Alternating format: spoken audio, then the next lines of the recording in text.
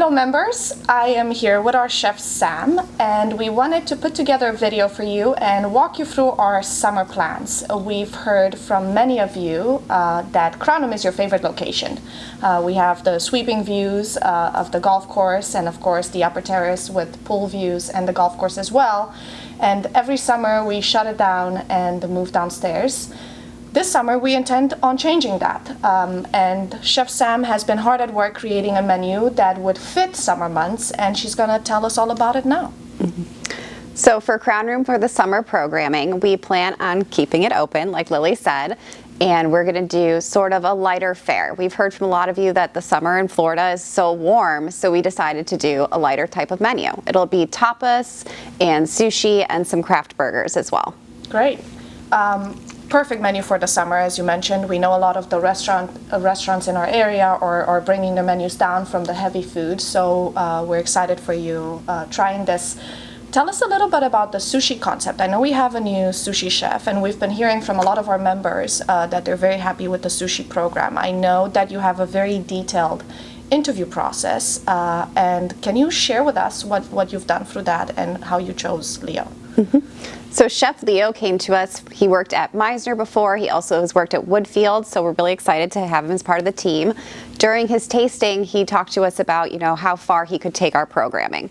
So we were talking about doing maybe a sushi pizza one day or a sushi burger, which would be really cool. He also put out some rolls that I've never seen before in my whole life, and they were delicious. So we're really excited to see how far we can push the sushi program. It was really great on my side, seeing what I now learn. The slang is called stage, where chefs come in and they actually prepare and talk about your existing menu and where they see it going. So I'm excited to hear that we have someone in place that's going to take the program further.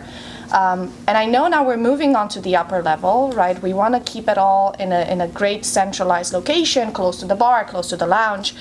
We're also reopening the Laurels. Tell us a little bit about that menu. That's a monster to build. It is.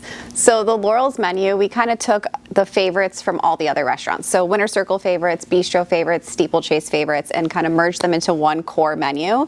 And then we also plan on focusing really heavily on specials as well. So we could try out some new stuff this summer. Great. And I assume it's very easy to take anything off our menus at the club. No one ever gets upset. So inevitably what'll happen is we end up taking off someone's favorite item, but don't worry, because that's the point of the specials. We kind of see what was taken off and how we can twist it and make it into something new. We hear from members all the time, we want different menus, we want to try something new. Actually, from a few of you saying, I would be more open to having a smaller menu with a lot more specials to keep things interesting. So you're doing just that along with your chefs. Talk about keeping things interesting. Let's start with great news. Thirsty Thursday is coming back in June, and something even better, we hope, than Thirsty Thursday. You're starting a supper club? Tell us a little bit about that. So I'm very excited for the supper club. We will plan on doing it in Hidden Cove, and we want to do communal tables. So we've heard from a lot of you that you joined the club during pandemic conditions, so you don't know your neighbors, you haven't had time to socialize because of the COVID restrictions, and now that it's kind of eased a little bit, we plan on doing these long communal tables. It'll be family style dining, so you can kind of socialize and also eat and share, and it'll be a lot of fun. We're going to focus on different regions of the world, so each week will change what region we're at. So I'm imagining something what you would see in a vineyard. Obviously not necessarily farm related, but that concept. And if I twist your arm, will you tell me what your favorite menu is? Right now, my favorite menu is Eastern European. As you know, I'm Polish. My grandparents were Polish, so it's very close to my heart whenever I cook anything from Eastern Europe. Great. We're also introducing Indian for the very first time. I don't believe in my many years at Polo I've seen an Indian menu. Can you tell us why you're choosing to do that? So for the first time this summer, Chef Jude will be staying with us. If you've met Chef Jude, he's the one who's ran Crown Room for the last couple of seasons, and his background is Indian. So we're very excited for him to be able to showcase a little bit of his heritage here at the club, and the menu should be really good. Oh, great. So we've talked about a lot of things that you plan on doing here at the club, and the next thing is also something you plan on doing at the club, but it took quite a bit of travel. Can you tell us about this? So for the last couple of months, I've been visiting different delis in the area. I've gone to Deerfield, Boca. West Palm and everywhere in between, just trying to see what everyone's doing for their delis. And what I've found is that we're doing the opposite. Everybody slices their meat cold, and then so they can get it thinner. And we do the opposite. We slice it warm, and it ends up being thicker than we would like, so we can't stack the sandwiches how we would like to. So we are going to plan on reversing what we do, where we will also slice it cold, steam it warm to order, and then make those big, gorgeous sandwiches that everyone likes. So thick meat doesn't always mean thick sandwich, so we're switching the protocol here. I'm excited to see this. I know we've heard from a lot of you encouraging us to travel to different delis, and I know Chef Sam and her chefs have done just that, so very happy to hear.